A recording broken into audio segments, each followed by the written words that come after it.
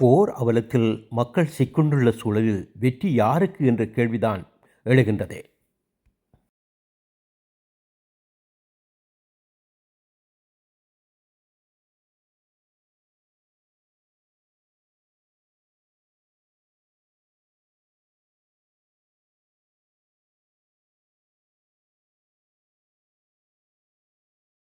இன்றைய சந்திப்பில் எங்களுடன் இணைந்து கொள்கிறாள் வின்சென்ட் போல் சந்தியா பிள்ளை அவர்கள். வணக்கம் வின்சென்ட் போல் அவர்களே.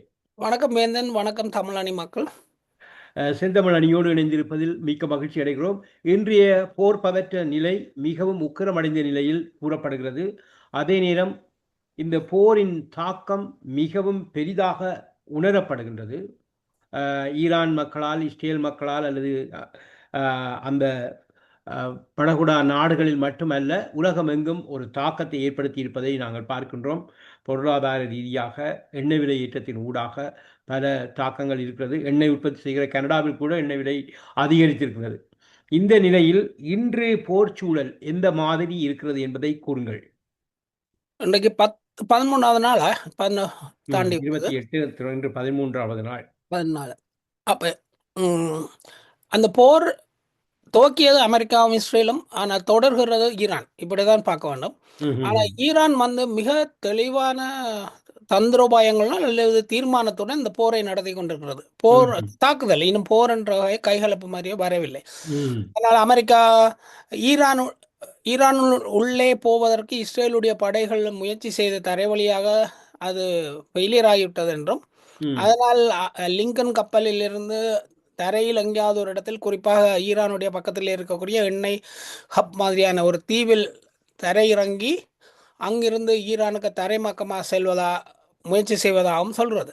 இந்த ஈரானுடைய தந்திரங்களை பார்த்தீங்கன்னா மிக நுணுக்கமாக பார்க்க வேண்டியது. ஒரு சின்ன அந்த கோலியாத் கதை ஒன்று பார்ப்போமே, அதுவும் அந்த யூதர்களுடைய பைபிள், கிறிஸ்தவ பைபிள் சேர்ந்தது தான். கோலியாத் என்று பொதுவாக சொல்லார்கள். ஒரு பெரிய ஒரு ராட்சதன் மாதிரி ஒருவனை ஒரு சின்ன பையன் கையில் இருக்கும் கெட்டப்போல் மாதிரியான கவனினால் வெளுத்தி விடுவான். அதை போன்ற சம்பவம் தான் இப்போது நடந்து கொண்டிருக்கிறது. ஈரான் இன்னும் பலமான பெரிய ஆயுதங்களை பயன்படுத்துகிறது என்று சொல்ல முடியாது. அந்த அளவுக்கு அது சிறிய ஆயுதங்களை வைத்து வேலை காட்டி கொண்டு இருக்கிறது. ஆனால் அவ்வப்போது சூப்பர்சோனிக், அது வேகமாக, ஒலியை விட வேகமாக போகக்கூடிய, அதேவேளை கிளஸ்டர் நிலையில் உள்ள பாம்களை அனுப்புகிறது, ஏவுகணைகளை. அந்த பாம் மேலே போய் அந்த இன்டர்செப்டர் தடுப்பு ஏவுகணைகள் வார நேரம் அது பல துண்டுகளாக பிளந்து போகிறது. அதனால் தடுப்பு ஏவுகணைகளால் அவற்றை நிறுத்த முடியாது. ஒன்றை தடுக்கலாம், ரெண்டை தடுக்கலாம், அப்படியான நிலை போகிறது.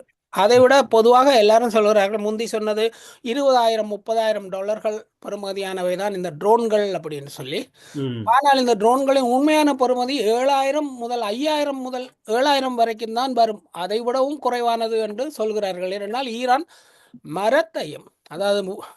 மரத்தையும் ஃபைபர் கிளாஸையும் மிக எளிமையான பொருட்களையும் பயன்படுத்தி தான் அந்த ட்ரோன்களை செய்கிறது அப்படின்னு சொல்றார்கள். இப்போது போர் அனர்த்தத்தில் இஸ்ரேல் அமெரிக்காவுக்கு பாதிப்பு ஏற்பட்டதாக, அதிகமாக ஏற்பட்டிருப்பதாகத்தான் பேசப்பட்டு வருகிறது. ஆனால் உண்மையான செய்தி அதுவல்ல. ஈரானும் அமெரிக்காவும் அதை அழித்து விட்டோம் என்ற ஒரு கருத்தையும் முன்வைக்கிறார்கள். இதில் எதை நம்புவது? ஈரானை அழித்து விட்டோம் என்று இஸ்ரேலும் அமெரிக்காவும் கூறுகின்றது. ஆனால் அதற்கு புறம்பான செய்திகள் பல இணையதள ஊடகங்களில் அல்லது உற்பத்தி ஊடகங்களில் வந்து கொண்டே இருக்கிறது. இங்க பாருங்க, இதுவரைக்கும் அமெரிக்கா தரப்பில் எத்தனை விமானங்கள் விழுந்திருக்கின்றன. அது எண்ணெய் நிரப்பும் விமானம் கூட விழுந்திருக்கிறது. ஒவ்வொரு தடவை விழும்போதும் ஒன்று தீப்பிடித்ததால் விழுந்ததுன்னு சொன்னார்கள், ஒன்று தொழில்நுட்ப கோரால் விழுந்ததுன்னு சொன்னார்கள், ஒன்று ஏதோ ஒரு என்ஜின் செயல் இழந்தால் விழுந்தது. ஆனால் ஒண்ணுமே ஈரானால் தாக்கப்பட்டு அழிக்கவில்லை. அமெரிக்காவுடைய மிகச்சிறந்த F-15, F-35 இது எல்லாமே.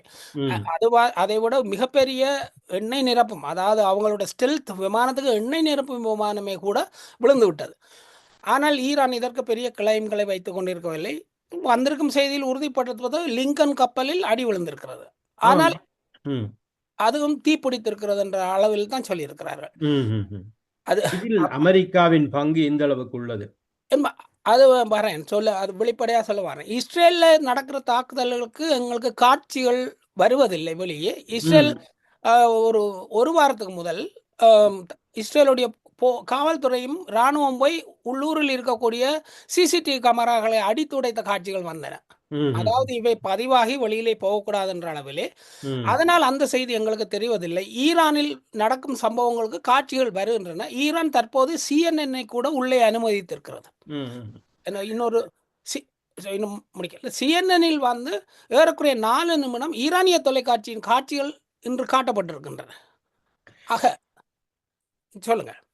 இல்ல நீங்கள் கூறுகின்ற இந்த அவர்கள் காட்டவில்லை, மறைப்பு செய்து கொண்டு, ம். செய்திகளுக்கு மறைத்துக் கொண்டு அல்லது ஊடகங்களுக்கு தெரியப்படுத்தாமலுக்கே செய்திகளை தவறான செய்திகளை வெளிப்படுத்துகின்றதாகவும், பொய்யான தகவல்களை பொய்ச் செய்தியை கூறுவதாக கூட அமெரிக்க ஊடகங்களில் கூட கூறப்படுகிறது என்று ஒரு கருத்து இருக்கிறது. நீங்கள் அதை பார்த்திருக்கிறீர்களா? அமெரிக்க ஊடகங்கள் முழுவதும் சொல்வது மேம்போக்கானதாக இருக்கும். ஒரே நேரத்தில் வேணுமென்றால் உங்களுக்கு அனுப்பலாம்.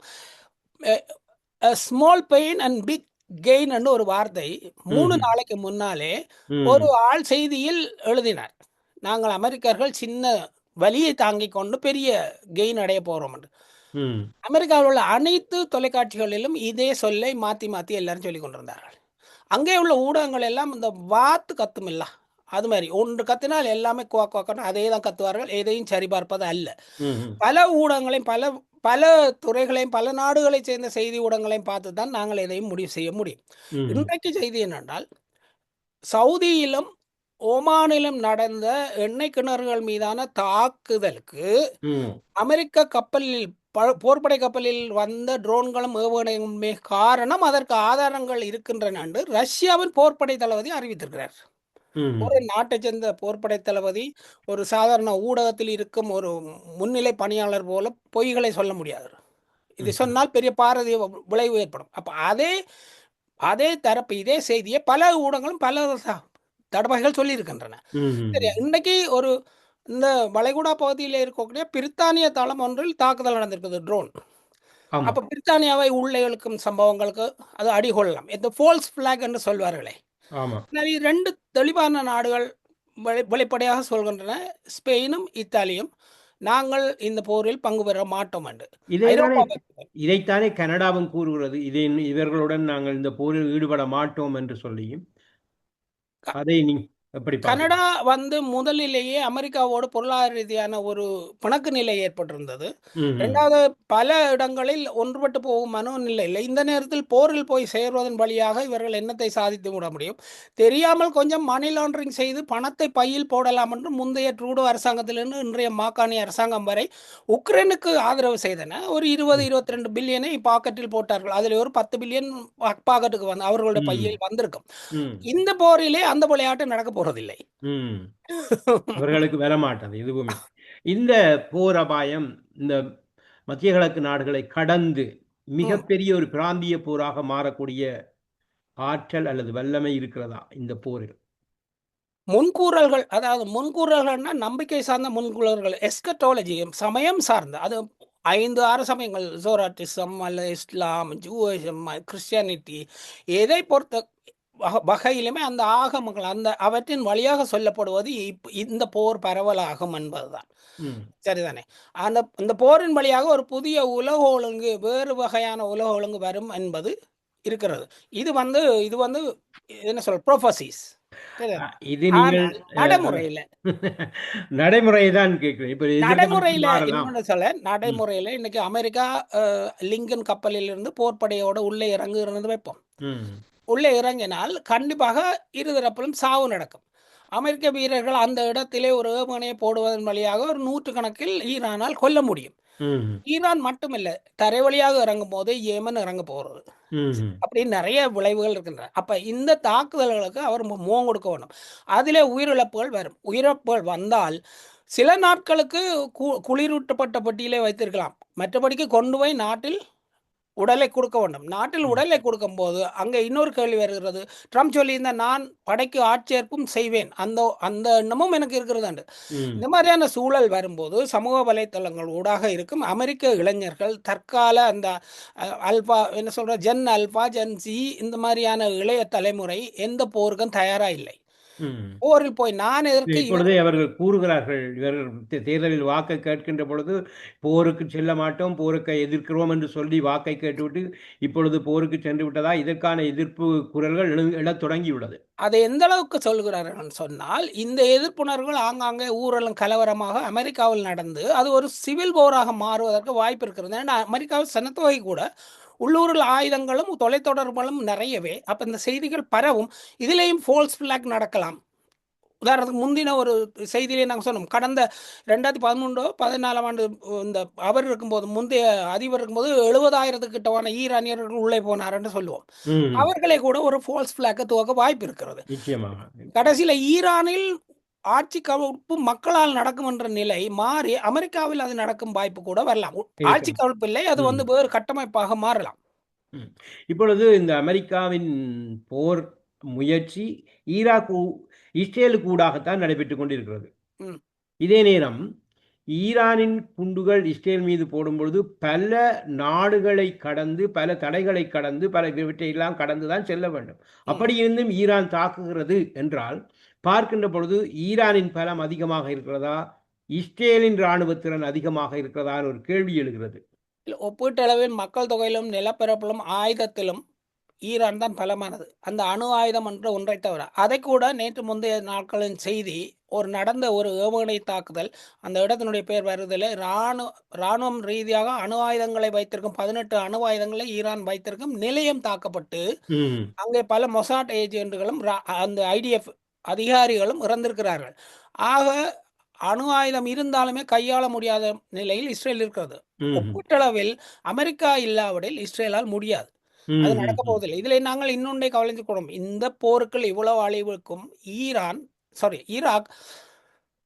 மன்னிக்கணும். இந்த ஈரான். போருக்குள்ளே இஸ்ரேல் இந்த ம். லெபனானில், ஜோர்டானில், சிரியாவில் எல்லா நாடுகளும் தாக்குதல் நடத்துறது.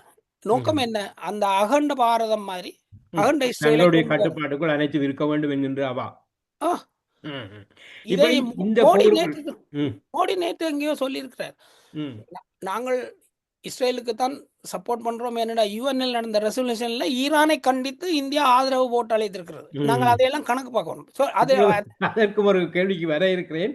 அதை இந்த அதை இதை முடிக்கிறோம். அதை முடிச்சு விட்டு ம். அதை குறிப்பிட்டு ஒரு கூட்டத்திலே அவர் பேசுகிறார். நாங்கள் இஸ்ரேலை தான் ஆதரிப்போம். அகண்ட இஸ்ரேல், அகண்ட பாரத். இப்பொழுது அகண்ட பாரதம் என்று எனக்கு அடுத்த கேள்விக்கு சென்று விடுவேன். வேண்டாம். இலங்கையும் அதில் ஒரு பங்காகி விடலாம். நான் அமெரி அதையும் தான் சொல்ல வந்தேன். ஏனென்றால் ஈரான் கப்பல் அங்கே நிறுத்தப்படுவதற்கும், அங்கு செல்ல ஒரு விடுவதற்கு திட்டமிட்ட காரணங்கள். இந்தியாவுடைய காரணமே அதுவாக இருக்கலாமோ என்ற ஒரு இது இருந்தது. இப்படி இருக்கின்ற பொழுது இல்ல இருக்கு. நேரடியாக அதுல அமெரிக்கா இருக்கு. ஒரு போரில் செய்தியை சொல்ல இறங்கிவிட்டால் ஏ மன்னிக்கவும். ஒரு செய்தியை சொல்றேன். இந்த ம். இலங்கையில நிப்பாட்டப்பட்ட ஆட்களுக்கு அமெரிக்கா ஆல்ரெடி குடைச்சலை கொடுக்க ஆரம்பித்து விட்டது இலங்கைக்கு. ம்ஹ்ம். அந்த போர் வீரர்களை இப்போது இலங்கையில் தங்கியிருக்கும் ஈரானிய போர்களை ஈரானுக்கு திருப்பி அனுப்பக்கூடாது. ம்ஹ்ம். தங்களிடம் தான் ஒப்படைக்க வேண்டும். ம்ஹ்ம். சரியா? இல்லாவிலை விளைவுகளை எதிர்கொள்ள வேண்டும் என்று இலங்கைக்கு எச்சரிக்கை விடப்பட்டிருக்கிறது. ஒரே ஒரு கேள்வி, இன்னொரு கேள்வி அ, கேட்க இருக்கிறேன். அ, இந்த ஈரான், அமெரிக்கா அல்லது இஸ்ரேலுடைய போரில் ம். ஈரான் வெற்றி பெற வேண்டும் என்று தான் நினைக்க வேண்டுமா? அல்லது இல்லை அமெரிக்கா, இஸ்ரேல் வெற்றி பெற வேண்டும் என்ற நினைப்பில் ஈரான் வெற்றி பெற்றால் இலங்கையில் எப்படியான ஒரு மாற்றம் ஏற்படும் என்று நீங்கள் நினைக்கிறீர்கள்? ஈரான் வெற்றி பெற்று விட்டது என்றே போர் கணிப்பாளர்கள் முன்கூறுகிறார்கள். கூறுகிறார்கள். ம்ஹ்ம். இந்த போரிலே ஈரான் முதலிலேயே வென்று விட்டது. ம்ஹ்ம். அது நடந்து விட்டது. அதன் தொடர்ச்சி தான். ஈரான் வந்து வேலையை முழுதாக முடிக்கிறதுக்கு நிற்கிறது. துவங்கின வேலையை. இந்த மரத்திலே கிளை வெட்டுவார்கள். ஒரு ம். கிளையில இருக்கக்கூடிய குலைகளை வெட்டி போட்டு விடுவதில்லை. எல்லாத்தையும் வெட்டி எடுத்தா தான் மரம் ஆகவே ஒழுங்கா இந்த வளரும். இந்த வெற்றி உலக மக்களுக்கு சரியாக அல்லது உலக மக்கள் நிம்மதியாக வாழ வேண்டும் என்றால் அ ஈரான் தான் வெற்றி பெற வேண்டும். ஈரான் வென்று விட்டது போரில் என்றதான் நிலை. ம். ஈரானுக்கு பின்னணியில் இருக்கக்கூடிய நாடுகளை பாருங்க. நல்ல வேளையாக இந்தியா விலகி விட்டது. அதனால நம்ப முடியாது. சீனா, ம். ரஷ்யா இந்த நாடுகள் அணுகுமுறை பிற நாடுகளோடு போர் வேண்டாம் என்ற அணுகுமுறையில் இருப்பவர்கள். தாங்கள் ம்ஹ்ம். தேவைக்கு இல்லாமல் ஒரு எல்லை சண்டை கூட செய்வதில்லை. ம், ம், ம். ஆமாம். இப்பொழுது ஒன்று சிக்கல் வந்து இந்திய இலங்கைக்குள் ஒன்று நடைபெறுகிறது. இந்தியாவோட வாயை மூடி பார்த்துக் கொண்டு தான் இருக்கப் போறது. வேறு ஒன்றுமே செய்யப் போவதில்லை. ம். அடுத்து இந்த போரிலே சைபர் குண்டுகள் பயன்படுத்தப்பட்டிருக்கிறது. ட்ரோன்கள் பயன்படுத்தப்படுகிறது. இவ்வாறான தொழில்நுட்பத்தின் பங்கு எந்த அளவுக்கு இருக்கிறது? யாருடைய அ இப்பொழுது 2 பக்கமும் பயன்படுத்தப்படுகிறது இல்லையா?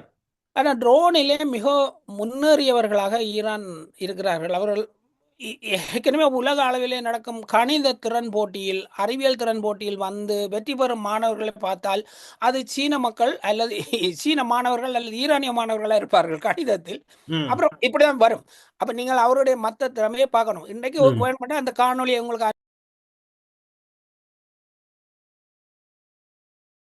அனுப்பி வைக்கலாம். இன்றைக்கு அவர்கள் இந்த கையளவு இவ்வளவு அகலத்தில் ஒரு பறவை ட்ரோன் செய்கிறார். பறவை போல அது பறந்து கொண்டு போகும். ஆமாம். ஆக இந்த ட்ரோன் வந்தால் எந்த எதிர்ப்பு கருவியாலும் கண்டுபிடிக்க முடியாது. ம்ஹ்ம். இயற்கையான ஒரு பறவை போல அது பறக்கிறது.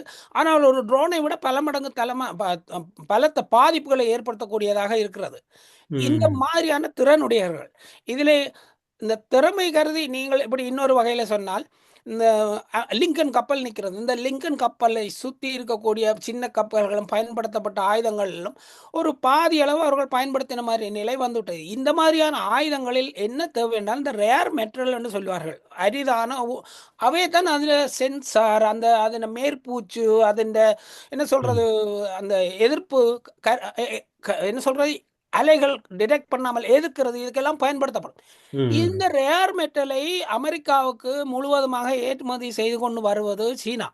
ம். சீனா எச்சரிக்கை விடுக்க துவங்கிவிட்டது. ம்ஹ்ம். சீனா அதை நிப்பாட்டினால் அமெரிக்காவிடம் 1 மாசத்துக்கு பிறகு ஆயுதங்கள் இருக்காது. ஆயுதம் இதே இது கனடாவும் பலவற்றை கொடுத்து கொண்டு தான் இருக்குது. அதில் கூட ஆயுத உற்பத்தியை மேற்கொண்டவர்கள் இருக்கிறார்கள். ஆனா ரேர் மெட்டல்ன்றது கொஞ்சம் வித்தியாசமானது. அதில குறிப்பிட்ட 2 வகையான ரேர் மெட்டல் சீனாவில் மட்டும் தான் இருக்கிறது. ம்ஹ்ஹ்ம். கிட்டடியில் நீங்கள் கிட்டடியில் கடந்த ஆண்டு பார்த்துருப்பீங்க. உக்ரைனில் போய் ஒரு ஒரு சுரங்கத்தை ரஷ்யா கைப்பற்றியது. அங்கே ரேர் மெட்டல் இருக்குன்னு சொல்லுவாங்களே. அது ம். நாங்க ஒரு அமர்வே இந்த ரேர் மெட்டல் என்றால் என்னன்னு சொல்லி கூட பேசலாம். அது அடுத்த முறை பேசுவோம். இப்பொழுது இந்த மோதலை தீர்ப்பதற்கு இந்த சர்வதேச சமூகம் முயற்சி எடுக்கின்றதா? இல்லை கண்டும் காணாதது போல் மௌனமித்த வண்ணம் இருக்கிறதா என்கிற ஒரு கேள்வி இருக்கிறது. எந்த வகையில் இந்த சர்வதேச சமூகம் அந்த போரை முடிவுக்கு கொண்டு வர முயற்சி செய்யலாம் என்று நீங்கள் கருதுகிறீர்கள்? முதல்ல சர்வதேச சமூகம் என்றால் யுஎன் என்று தான் எல்லாரும் சொல்வார்கள். எல்லோரும். அங்கே அங்கே அங்கே ஈரானை போரை நிறுத்தச் சொல்லி கண்டனமும், ஈரானிலே பள்ளி குழந்தைகளை கொன்றொழித்த மனிதாபிமாற்றம் என்ன உலகப் போருக்கு பிறகு நடந்த மிகப்பெரிய படுகொலை, மனிதாபிமாற்ற கொலை, அதை கண்டிப்பதற்கு தடையும், இப்படிப்பட்ட உலக அமைப்பு எப்படி அமைதியை கொண்டு வரும்? ஈரானுடைய கோரிக்கை என்னவென்றால், ம்ஹ்ம். அவர்களை நிறுத்தச் சொல்லி நானே நிறுத்தச் சொல்ற வசனமும் இல்ல. ம். அவர்கள் இனிமேல் துவங்க முடியாதபடி இந்த பணியை செய்து முடித்துவிட்டு தான் நாங்க நிறுத்துவோம் என்கிறார்கள். இதிலே ம். ரஷ்ய அதிபர் சொல்லியிருப்பதை பார்க்கணும். அண்மையிலே இந்த போர்களை, உதாரணத்துக்கு உக்ரைன் போரை, அது முதல் ஒரு ஒரு சில மாதங்களிலேயே முடிவுக்கு வரும் பேச்சுவார்த்தை வரும்போது அதை விழுந்தோடி வந்து தடுத்தது போரிஸ், என்ன பேர், பிரித்தானிய பிரதமராக அந்த நேரம் இருந்தவர் ஆமாம். ஜான்சன். அப்ப அது பிரித்தானியா, ஐரோப்பாவில் சில நாடுகள் ஒரு அடிப்படை நோக்கற்று ரஷ்யாவுக்கு கடுமையான நிலையை உருவாக்க பண்ணி போரை தொடர்கிறார்கள். ம். இதுல புட்டின் சொல்லிக்கிற ஒரு டெக்னிக்கல் வேர்டையும் பார்க்கணும். ட்ரம்ப் உண்மையிலேயே ஒரு அமைதியை உருவாக்கி புட்டினில் நல்ல பேரை வாங்கத்தான் விரும்புகிறார்கள். ஆனால் ட்ரம்புக்கு எந்த நல்ல பேரும் கிடைத்து விடக்கூடாதுன்னு சொல்லி ஐரோப்பாவில் வேலை செய்கிறார்கள் என்றார். இது ஒரு ம். நிலை. அந்த உக்ரைனை பொறுத்த வரைக்கும் இதே நிலை இங்கே ட்ரம்பே போர் பங்கு பெற்றுகிறவராக இருக்கிறார். ம். அதோடு இஸ்ரேலும் இருக்கிறது. திரும்ப ஐரோப்பிய நாடுகள் செய்யக்கூடியவற்றை யோசித்து பாருங்கள். ஆக இப்பொழுது அமெரிக்கா இந்த போரில் ஈடுபட்டுக் கொண்டிருக்கின்ற பொழுது கூட பல இடங்கள் தாக்கப்பட்டுள்ளது. அமெரிக்க தளங்கள் தாக்கப்பட்டிருக்கிறது. அமெரிக்கா நலிவடைந்த நிலையில் இருப்பதை வெளிப்படையாக சொல்ல முடியாத நிலையில் இருப்பதை பார்க்கின்றோம். அதே நேரம் இஸ்ரேல் இப்பொழுது பெரும் அடி வாங்கி இருப்பதையும் நாங்கள் அறிகின்றோம். பேரடியை வாங்கியிருப்பதையும் அறிகின்றோம். இந்த நிலையில் முடிவாக அடுத்தடுத்த கட்டத்தில் என்ன நிலை ஏற்படும் என்று நீங்கள் நினைக்கிறீர்கள்? இன்னும் ஒரு சிறிய கேள்வியை புகுத்தி கொண்டு இந்தியாவிற்கு அந்த ஹார்முஸ் ஜலசந்தி ஊடாக கப்பலை செல்வதற்கு அனுமதித்தோம் என்று சொல்லி இந்தியாவில் கப்பல் வந்து இறங்கியது என்று நேற்று ஒரு செய்தி கிடைத்தது. ஆனால் இன்று நாங்கள் அந்த அனுமதி வழங்கவில்லை என்கின்ற ஒரு செய்தியும் கிடைத்திருக்கிறது. நீங்கள் அதை மாறி மாறி இலங்கை ஊடகங்களில் இந்திய ராஜதந்திரம் வென்றுவிட்டது, அவர்கள் பேசி கப்பலை வரை வைத்து விட்டார்கள், ஈரான் ஒத்துக்கொண்டு விட்டது, அப்படி பல வந்துவிட்டது. ஆனால் ஈரான் அளவிலே ஒரு மனிதாபிமானம் என்ற வகையிலே 3 கப்பல்களை மட்டும் அனுமதித்திருக்கிறார்கள். 2 எண்ணெய் தாந்தியம், 1 ஒரு குரூடாயம். இதுக்கான ஈரான் தரப்பிலிருந்து ஒரு செய்தி வந்திருக்கிறது. மற்றபடி முழுமையான போக்குவரத்துக்கு, எண்ணெய் போக்குவரத்துக்கு இந்தியாவுக்கு எந்த திறந்த அனுமதியும் அங்கே வழங்கப்படவில்லை. இந்த போர்ல இன்னொரு ஊக செய்தி வந்து கொண்டிருக்கிறது. ஊக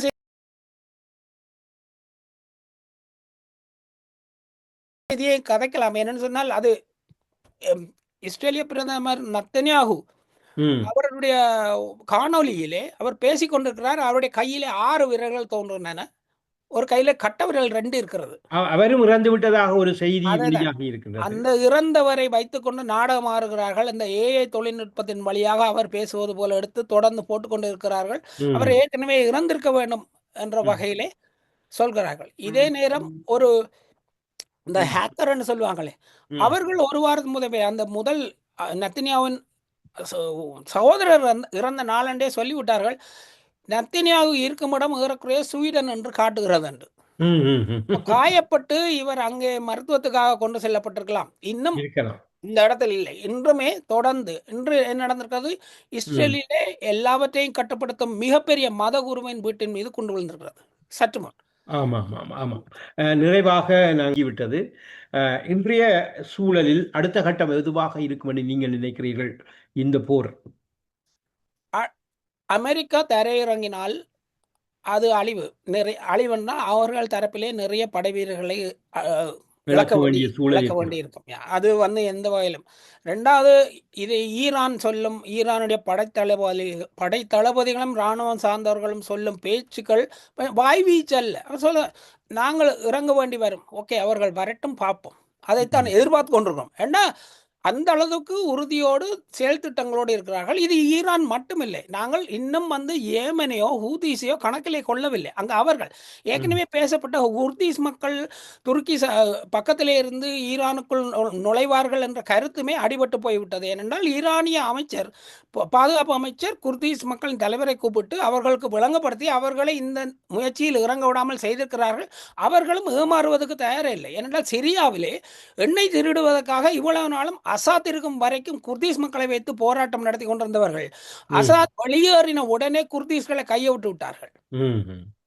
அதை பார்த்திருக்கிறார்கள் கண்ணுக்கு முன்னால். ஆக இது இவர்களுக்கு எந்த உதவியும் இல்லாமல் இராணுவ தரைவழி இறக்கம் நடக்க முயற்சிக்கிறது. அதன் வழியாக கண்மூடித்தனமாக செயல்படலாம் என்று பார்க்கிறார்கள். அல்லது கண்மூடித்தனமாக இல்லை, கண்ணில் மண்ணை தூவும் வகையில் செயல்படலாம் என்று பார்க்கிறார்கள். ஆனால் 4 மணி நேரம் முதல் நடந்த பிரஸ் மீட்டிலே ட்ரம்ப் சொல்லி இருப்பதை பார்க்க வேண்டும்.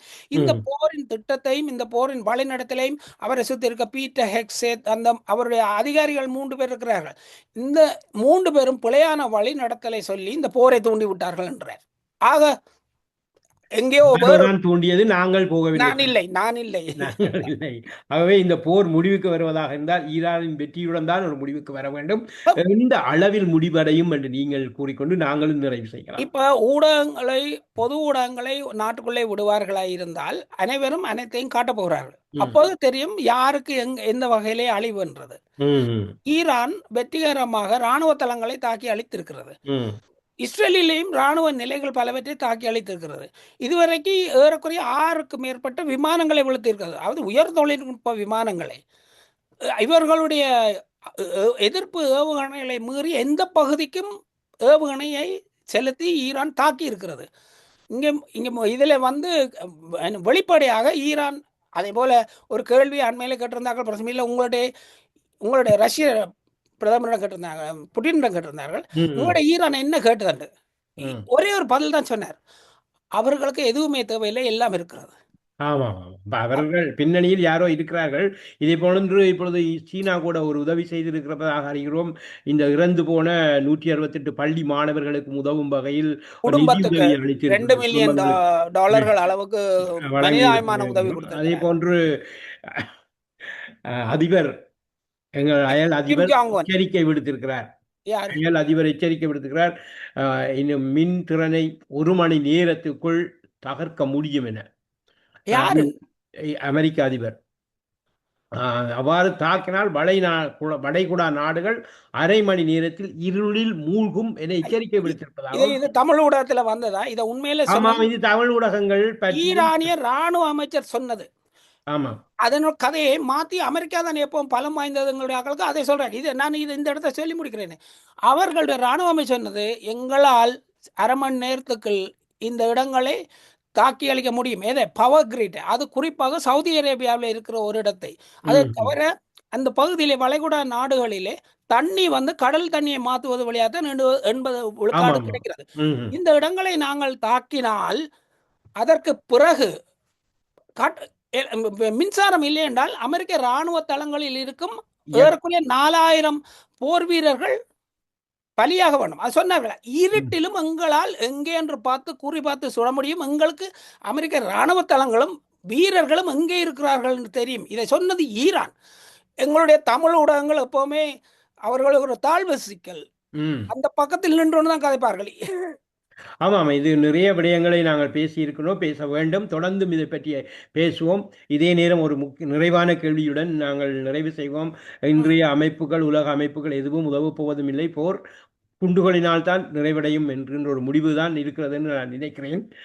இந்த முடிவுகள், இந்த தென்கிழக்காசிய நாடுகள் ஒரு காலத்தில் உயர்ந்திருந்து தாழ்ந்து போனது. பிறகு மேற்குலக நாடுகள் உயர்நிலையில் இருந்தது. அதன் பின்பு ஆயுதங்களின் உற்பத்தி செய்கின்ற நாடுகள் தான் முன்னணியில் இருக்கிறது. இனி வரும் காலங்களில் எண்ணெய் உற்பத்தி நாடுகள் தான் முன்னணியில் இருக்கும் என்ற ஒரு கருத்து நிலவுகிறது. நீங்கள் எப்படி பார்க்கிறீர்கள்? எண்ணெய் உற்பத்தி நாடுகள் தான் இந்த காலங்களில் முன்னணியில் இருந்தோன்னு வந்தது. அந்த நிலையும் மாறும், அந்த நிலை மாறும். தண்ணி உற்பத்தி நாடுகள் தான் முன்னணியில் நிற்கும் நிலைக்கு வரும். அதே நேரத்திலே இப்ப இவ்வளவு படிப்பினைகளுக்கு பிறகும் திருந்தாத நாடுகளில் எண்ணெய் இருந்தன, தண்ணி இருந்தன. இலங்கை போன்ற நாடுகளில் இனமுறுகல்கள் இருந்தன. அதன் உச்சமாக போர் வந்தது. போர் தீர்ந்து விட்டது. அதற்கு பிறகு எத்தனை அரசு வந்து விட்டது. இன்னும் இனமுறுகல்களுக்கு பெரும்பாலான ஆட்கள் தூபம் போட்டுக்கொண்டே தான் இருக்கிறார்கள். உலகத்தில் மனிதாபிமான அடிப்படையில் நாங்கள் இதை விட்டு அடுத்த கட்டத்துக்கு நகர்வோம்னு நினைக்கவே இல்லையே. அப்ப இதே நிலையை தான் நீங்க மற்ற இடங்களுக்கும் போடுவோம். இந்த மனோநிலையில் இருக்கும் அரசுகள் எதுவுமே. ஆமாம், நன்றி. இதுவரை நேரமும் பல விடயங்கள் பேசியிருக்கிறோம். நீங்கள் நிறைவாக கூற வேண்டிய ஒரு விடயம் இருப்பின் என்னிடம் நான் கேட்காமல் இருக்கலாம். நீங்கள் கூற வேண்டியது மறக்காமல் கூறிவிட்டு செல்வோம். விளைவித்துக் கொள்ளலாம். இஸ்ரேலுடைய நோக்கம் அந்த அல் அஸ்கா என்ற புனித தலமான, இஸ்லாமிய புனித தலமான 3வது பெரிய கோயிலை ஜெருசலேமில் உடைப்பது. அதற்கு ஏற்கனவே கட்டடங்களை உடைக்கும் குண்டுகளை வைத்து விட்டார்கள். ஃபால்ஸ் பிளாகாக ஒரு ட்ரோன் மாதிரியான ஒன்றை அனுப்பி மொத்தமாக அகர்க்க நினைக்கிறார்கள் என்பது ஊகம் அல்லது கருத்து. அதே போல அந்த இடத்தில் டெம்பிள் ஆஃப் சலமோன், அவர்களுடைய முன்னாள் அந்த கோயிலை, அவர்களுடைய 3வது என்ன சொல்றது மறுவரவுக்கான கோயிலை கட்டுவதும் இஸ்ரேலுடைய நினைப்பாக இருக்கிறது. போர் பார்த்தால் அது வரைக்கும் தொடரும் போல இருக்கிறது, அல்லது அதற்கு முதல்வே வேறு வகையில் முடியலாம். முக்கியமாக போர் எப்படி முடிந்தாலும் மக்கள் நலமாக இருக்க வேண்டும், அந்த உலகம் அமைதியை பெற வேண்டும் என்று கேட்டுக்கொண்டு உங்களிடம் விடைபெற்றுக் கொள்கிறேன். நன்றி, வணக்கம். நன்றி.